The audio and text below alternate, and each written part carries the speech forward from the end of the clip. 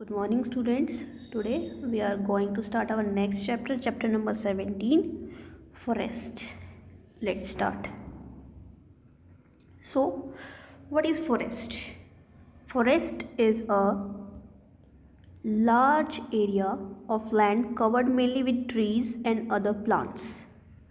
तो फॉरेस्ट क्या होता है? फॉरेस्ट एक ऐसा एरिया है जहाँ पर बहुत सारे ट्रीज़ और प्लांट्स जो हैं एरिया को कवर करते हैं।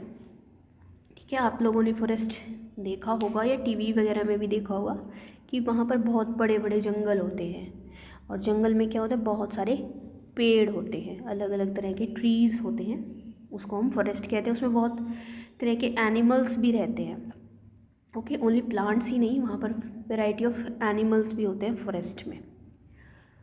All forest do not have similar kind of trees and other plants. और ये कोई ज़रूरी नहीं है कि हर एक फॉरेस्ट में एक जैसे ही ट्रीज़ होंगे, प्लांट्स होंगे, वो रीजन टू रीजन वेरी करता है। ठीक है, हर फॉरेस्ट में अलग अलग तरह के ट्रीज़ हो सकते हैं, वो रीज़न वेरी करता है। कोई कोल्डर रीजन में फॉरेस्ट है, कोई रेनी सीज़न जहाँ पर ज़्यादा बारिश होती है वहाँ पर फॉरेस्ट है। सो अलग अलग तरह के वेराइटीज़ के ट्रीज़ वहाँ पर हमें मिलते हैं। Next, due to different climates and soil there are variation in the type of trees and other plants found in various forest. तो ये जो डिफरेंट टाइप के ट्रीज़ मिलते हैं और प्लांट्स मिलते हैं फॉरेस्ट में, ये क्यों मिलते हैं? Due to the different climate and soil.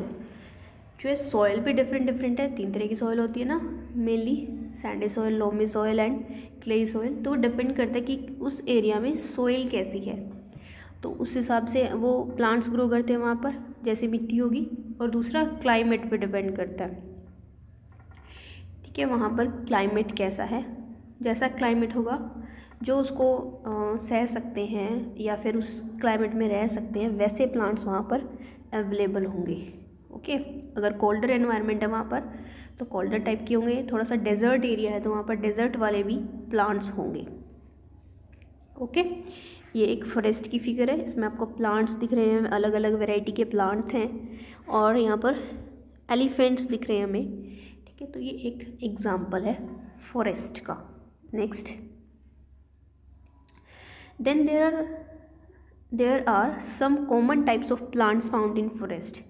Forest में जो है कुछ कॉमन टाइप के प्लांट्स मिलते हैं, जैसे कि first is teak, bamboo, fig, sheesham, sal, नीम, आंवला एंड कनौर। ठीक है, ये क्या है, बहुत अलग अलग तरह के क्या हैं, प्लांट्स हैं। ठीक है, इट्स तो अब क्या है, फॉरेस्ट में क्या है, सेवरल काइंड्स ऑफ शर्ब्स भी होती हैं, हर्ब्स भी होती हैं और ग्रासेस भी होती हैं। क्लाइंबर, क्रीपर्स, शर्ब्स पता है जो हाइट में छोटे प्लांट्स होते हैं, हर्ब्स देन उनसे थोड़े से हाइट में बड़े हो जाएंगे और स्टेम भी है उनकी, सॉरी, हर्ब्स जो है वो सबसे छोटे होते हैं, बिल्कुल स्मॉल साइज़ के होते हैं, एंड शर्ब्स फिर उनसे थोड़े बड़े हो जाते हैं और उनकी स्टेम भी थोड़ी वुडी होनी शुरू हो जाती है। ग्रासेस भी होते हैं, बिल्कुल ग्राउंड के पास जो है छोटे छोटे होते हैं ग्रासेस। कुछ क्लाइंबर्स होते हैं। क्लाइंबर्स क्या होते हैं? क्लाइंबर्स जो है प्लांट्स जो अपने आप से जो है वो उनकी स्टेम बहुत वीक होती है, वो स्टैंड नहीं कर पाते, तो वो किसी न किसी के सपोर्ट की उनको ज़रूरत होती है और वो सपोर्ट से ऊपर की तरफ चलते हैं, या वो किसी लकड़ी, कोई भी प्लांट के सपोर्ट ले सकता है वो। क्रीपर्स हो सकते हैं। क्रीपर्स क्या होते हैं? रेंगने वाले कुछ पौधे होते हैं, उनकी स्टेम इतनी वीक है कि वो क्लाइम नहीं, वो बिल्कुल ज़मीन पे रेंग के चलते हैं। तो इस तरह के हमें अलग अलग तरह के जो है वैरायटी ऑफ प्लांट्स हमें मिलती है फॉरेस्ट के अंदर। नेक्स्ट जो है वो कहता है the natural forest trees grows on their own. कि जो नेचुरल फॉरेस्ट बनते हैं, जो फॉरेस्ट अपने आप बनते हैं, उनके जो ट्री होते हैं वो अपने आप ही ग्रो करते हैं, उनको कोई ग्रो करने नहीं गया है। हम यहाँ पर अगर कोई प्लांट उगाते हैं तो हम पहले उसमें सीड, मिट्टी के अंदर सीड को सो करते हैं, उसको पानी देते हैं टाइम टू टाइम, फिर जाकर वो ग्रो करता है। लेकिन फॉरेस्ट में क्या होता है, ट्रीज़ जो है वो अपने आप ही ग्रो करते हैं, उनको वहाँ पर कोई ग्रो करने नहीं जाता। So in nature trees produce enough seeds these seeds fall on the forest floor, means ground पर क्या होता है, ट्रीज़ जो है बहुत ज़्यादा अमाउंट में सीड्स प्रोड्यूस करते हैं और वो सीड्स जो है फॉरेस्ट के फ्लोर पर या ग्राउंड पर आकर गिर जाते हैं। Then forest floor provide favourable conditions. अब जो फॉरेस्ट है का जो फ्लोर है जहाँ पर मिट्टी है वो क्या करते हैं, उनको एक फेवरेबल कंडीशन देते हैं। कैसी कंडीशन? फेवरेबल, जैसे कि उनको क्या चाहिए, न्यूट्रिएंट्स चाहिए, वाटर चाहिए और वार्मथ, थोड़ी बहुत टेम्परेचर रेंज जो उनको चाहिए। तो ये सब कंडीशन जो है कौन प्रोवाइड करता है? फॉरेस्ट का फ्लोर उनको ये सब कंडीशन प्रोवाइड कर देता है फॉर जर्मिनेशन ऑफ सीड्स, ताकि सीड्स जो है वहाँ पर प्रॉपरली जर्मिनेट हो जाएं और कन्वर्ट हो जाएं into seedlings and saplings. Saplings क्या होता है? सीडलिंग्स तो बस जस्ट सीड से प्लांट ग्रो होना शुरू हुआ, उसको सीडलिंग कहते हैं। और सैपलिंग क्या होता है? जब छोटा सा एक पौधा बन चुका होता है जिसमें यंग स्लेंडर ट्री होगा, मतलब एक छोटा सा ट्री जिसकी लीव्स भी होंगी, स्टेम भी होगी, तो उसको बोलते हैं सैपलिंग। तो सीड जब जर्मिनेट होकर सीडलिंग्स बनता है और सैपलिंग्स बन जाता है। Some of these saplings grow into big trees, और इन्हीं में से सैपलिंग्स कुछ ऐसे हैं जो ग्रो करके बड़े ट्रीज़ में कन्वर्ट हो जाते हैं। ठीक है, कुछ जो सैपलिंग्स हैं वो शर्ब्स बना लेते हैं, कुछ हर्ब्स बना लेते हैं। तो इस तरह से क्या है, फॉरेस्ट में सारे ट्रीज़ जो हैं ग्रो करते हैं ऑन देयर ओन, इसी तरह से वो ग्रो करते हैं अपने आप, उनको कोई ग्रो करने नहीं जाता। तो इस तरह से धीरे धीरे वो ग्रो करते रहेंगे। एक प्लांट्स के सीड गिरे, वहाँ से फिर प्लांट्स ग्रो करने लगे। इस तरह से पूरा फॉरेस्ट जो है प्लांट से फिल हो जाता है नेचुरली। नेक्स्ट यहाँ पर अब क्या है, कुछ कॉमन एनिमल्स के नाम दिए गए हैं जो फॉरेस्ट में होते हैं। फॉरेस्ट में तो बहुत तरह के एनिमल होते हैं, ये भी जैसे प्लांट्स वेरी करते हैं प्लेस टू प्लेस, ऐसे एनिमल्स की भी स्पीशीज़ वेरी करती है कि कौन से फॉरेस्ट में कौन से एनिमल होंगे। तो जनरली जो कॉमन जो है वो एग्जांपल क्या है हमारे, lion, tiger, elephant, monkey, deer, zebra, jackal, boar, snake, crocodile, porcupine. ठीक है, सारे एग्जांपल दिए गए हैं एनिमल्स के। अलग अलग वेराइटी ऑफ एनिमल्स हैं जो हमें फॉरेस्ट में मिलते हैं। और ये फॉरेस्ट जो है इनका बिल्कुल नेचुरल हैबिटेट होता है। हैबिटेट मतलब रहने के लिए उनका जो घर है नेचुरल होता है, ये वहाँ पर आराम से रहते हैं, प्लांट्स पर डिपेंड करते हैं। कुछ प्लांट्स पर डिपेंड करेंगे अपने फूड के लिए और कुछ एनिमल्स जो है वो दूसरे एनिमल को खाते हैं। तो इस तरह से उनका बैलेंस मेंटेन रहता है और वो वहीं पर फॉरेस्ट में ही हैप्पीली रहते हैं। नेक्स्ट है कि नेक्स्ट कहते हैं कि forest purifier of air and water.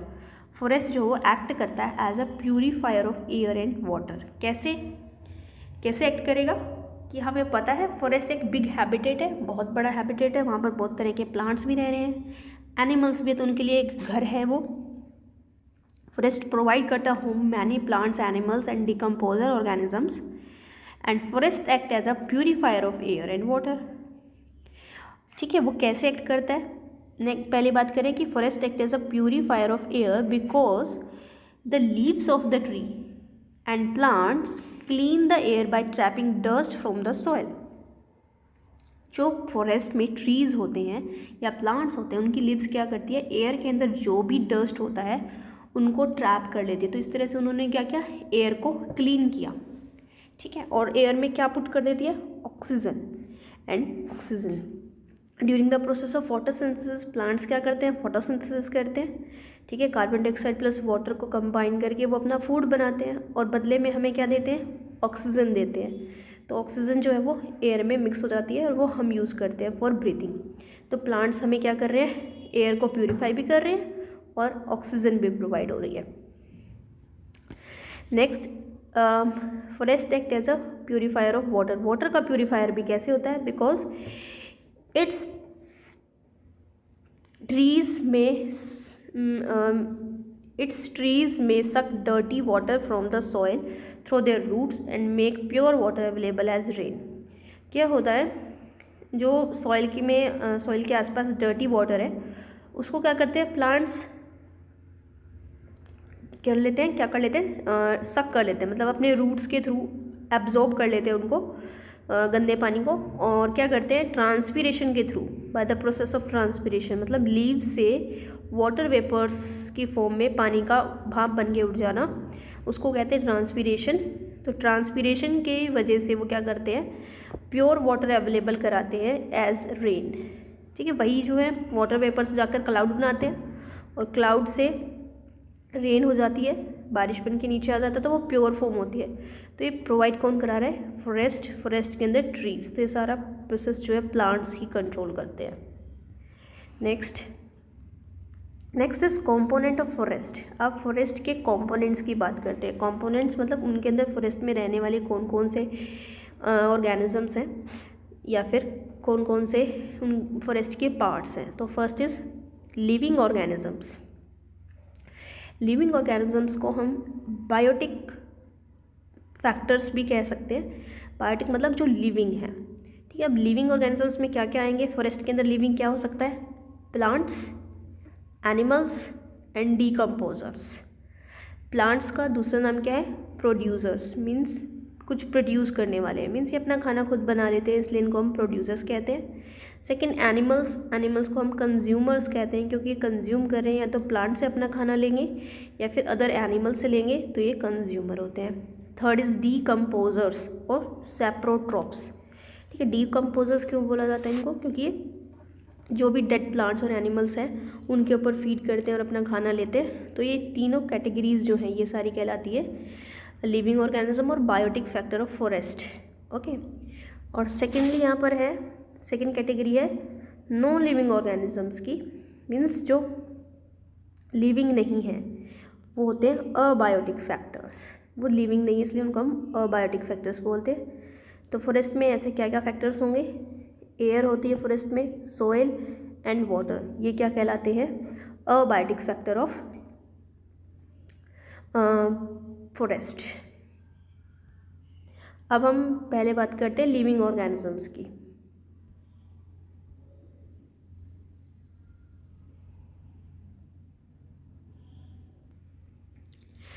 Living organisms, सबसे पहले बात करते हैं हम प्लांट्स की।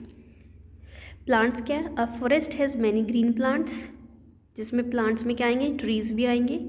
ग्रीन प्लांट्स क्या करते हैं, produce food by photosynthesis. Photosynthesis करके क्या करते हैं, अपना खाना वो खुद बना सकते हैं। न्यूट्रिएंट्स वो कहाँ से लेते हैं, सोइल से ले लेते हैं, और कार्बन डाइऑक्साइड वो एयर से ले लेते हैं। तो यहाँ पर देखो इंटरेक्शन लिविंग और नॉन लिविंग की दोनों की हो रही है। सोइल से वो न्यूट्रिएंट्स ले रहे हैं और एयर से कार्बन डाइऑक्साइड ले रहे हैं और अपना खाना खुद बना रहे हैं। इसीलिए प्लांट्स को क्या कहा जाता है, प्रोड्यूसर्स कहा जाता है ऑफ फूड। और इनका एक और नाम होता है जो बोलते हैं ऑटोट्रॉप्स। ऑटो मीन्स अपने आप खाना बनाने वाले होते हैं प्लांट्स।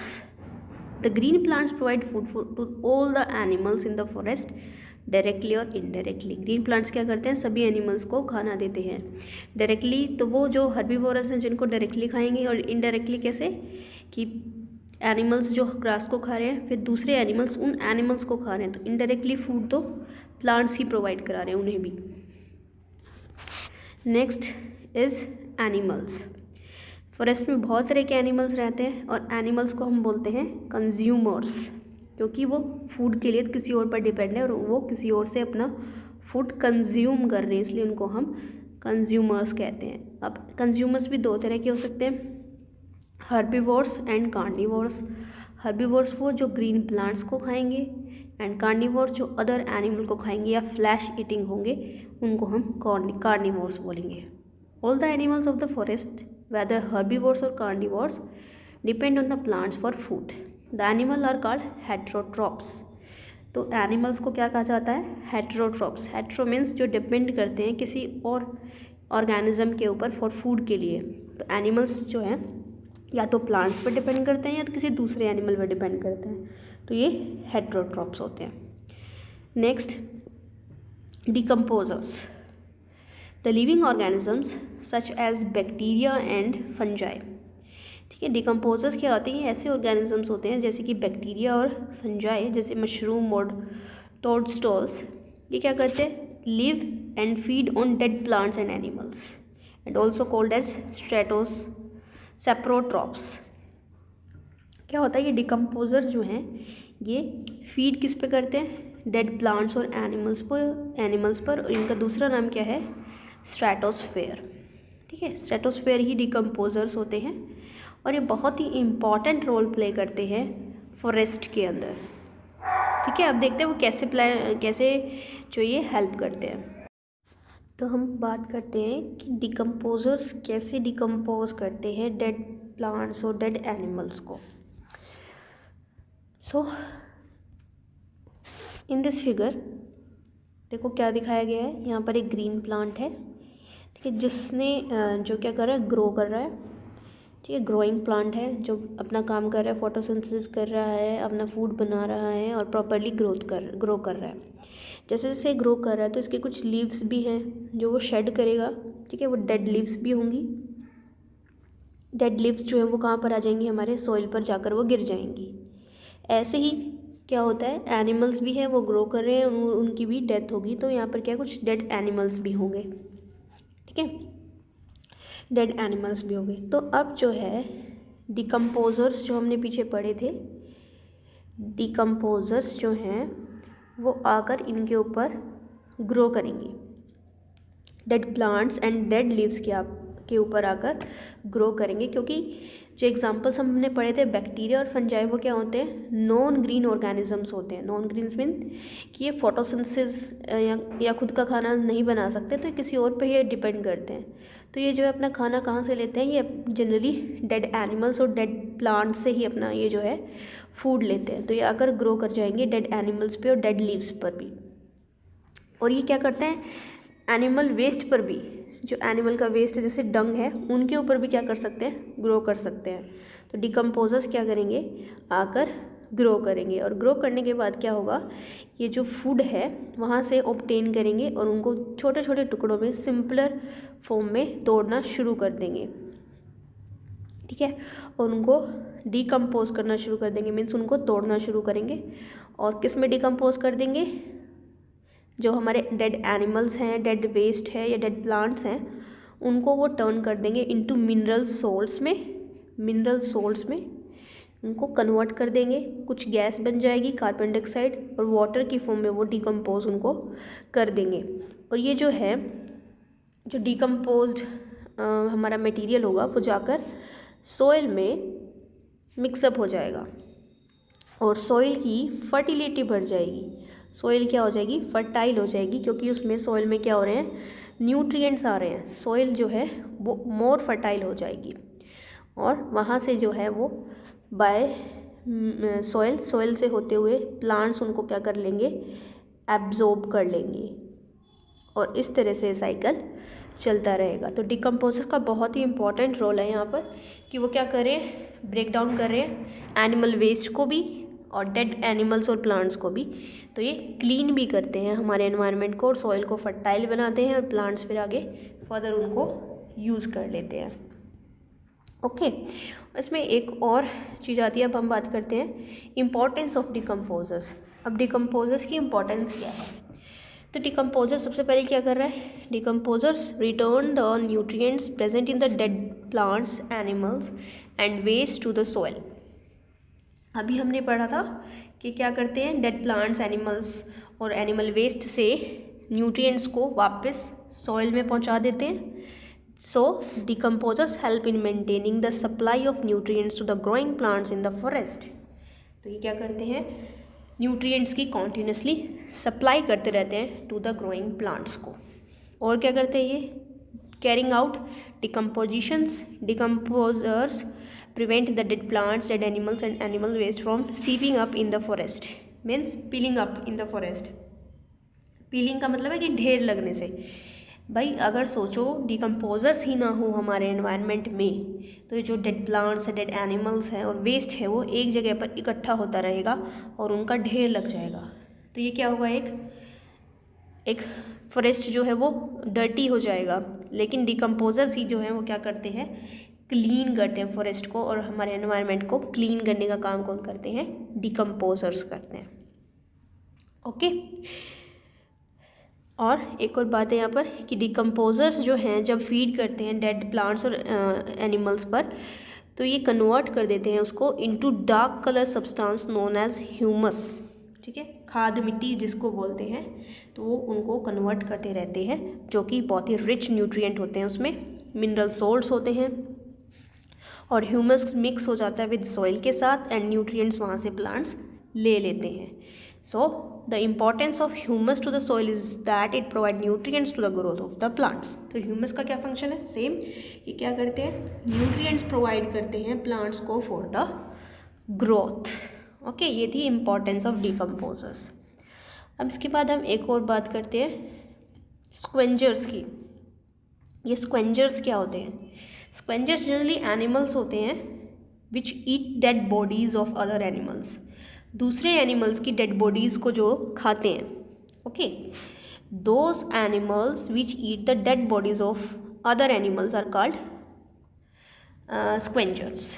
ठीक है, स्क्वेंजर्स जैसे कि एग्जांपल बात करें तो ये जैसे ये है, ये वल्चर है, crow, jackal, hyena. So all these animals are scavengers, ये सारे स्क्वेंजर्स होते हैं. ठीक है, कुछ और एनिमल्स हो सकते हैं जैसे कुछ insects, ants, beetle, termite, maggot, woodlouse, millipede, earthworm, ये सब भी क्या करते हैं, डेड एनिमल्स को खाते हैं, तो इनको भी हम स्क्वेंजर्स कहते हैं. स्क्वेंजर्स क्या है, जनरली ये क्लींजिंग एजेंट है हमारे एनवायरनमेंट के. जैसे डिकम्पोजर्स भी क्लींजिंग एजेंट है, वो भी साफ़ सफाई का काम करते हैं, ऐसे ही स्क्वेंजर्स भी जो है साफ़ सफाई का काम करते हैं, बट दोनों में थोड़ा सा डिफरेंस है. ये क्या करते हैं, ये ओनली फीड ऑन, ये जस्ट फीड किस पे करते हैं, डेड बॉडीज़ ऑफ एनिमल्स, उन पर फीड करते हैं और उनको खा लेते हैं. उनको छोटे छोटे टुकड़ों में डिकम्पोज नहीं करते, उनको ये जस्ट ईट कर लेते हैं. लेकिन डिकम्पोजर्स क्या है, उनको छोटे छोटे स्मॉल स्मॉल फ्रेगमेंट्स में या कॉम्प्लेक्स से सिंपल फॉर्म में उनको ब्रेक करते हैं और जाके वो फिर एनवायरनमेंट में मिल जाते हैं एज ए न्यूट्रिएंट. लेकिन ये क्या करते हैं, ये उनको ईट कर लेते हैं. ओके, दोनों में डिफरेंस है. Scavengers eat up the dead bodies of animal and help in keeping the environment clean. Okay. Please note that scavengers are not decomposers. Decomposers नहीं हैं क्योंकि ये ब्रेक नहीं करते हैं डेड एनिमल्स को सिंपल सब्सटेंस के अंदर और कोई भी इनको रीयूज़ नहीं करता. जैसे उसमें हम प्लांट्स रीयूज़ कर पा रहे थे न्यूट्रिएंट्स को, इसमें क्या है, ये रीयूज़ नहीं कर पाते क्योंकि इनको सिंपल फॉर्म में नहीं तोड़ते. तो इस तरह से हम ये कह सकते हैं कि ये स्क्वेंजर्स होते हैं. ओके, सो आज हमने क्या क्या पढ़ा, एक क्विक रिविजन ले लेते हैं.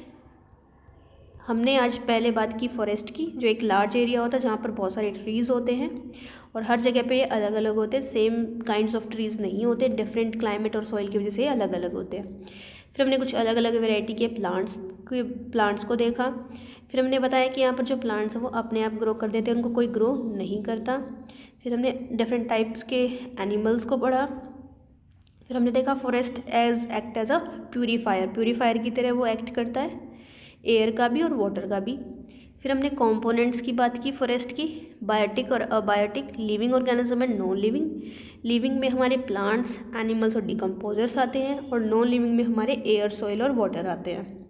फिर हमने लिविंग ऑर्गेनिजम्स की बात की जिसके अंदर प्लांट्स, जिनको हम ऑटोट्रॉफ्स भी कहते हैं क्योंकि वो खाना खुद बना सकते हैं. फिर हमने एनिमल्स की बात की जिनको हम कंज्यूमर्स कहते हैं और हेटेरोट्रॉफ्स कहते हैं क्योंकि किसी और पर डिपेंड करते हैं. देन डिकम्पोजर्स जिनको हम सैप्रोट्रॉफ्स कहते हैं और ये अपना खाना जो है किसी और डेड प्लांट्स और एनिमल से लेते हैं. फिर हमने इनकी देखा कि कैसे एनवायरनमेंट में क्लीन करते हैं और कैसे डिकम्पोज करते हैं डेड लीव्स को, डेड एनिमल्स को और वेस्ट को. फिर हमने इंपॉर्टेंस देखी कि क्या इंपॉर्टेंस है, ये मेंटेन करके रखते हैं न्यूट्रिएंट की सप्लाई टू द प्लांट्स को और ये क्लीन भी करते हैं एनवायरनमेंट को और ये ह्यूमस प्रोवाइड करते हैं. फिर हमने स्क्वेंजर्स की बात की जो कि डेड बॉडीज, जो डेड एनिमल्स हैं उनको खाते हैं और ये क्लीन करते हैं एनवायरनमेंट को. ओके, और उसके एग्जांपल्स थे वल्चर्स, क्रो, जैकल. एंड इस तरह से हमारा यहाँ आज का जो है इतना ही करेंगे हम. Thank you class.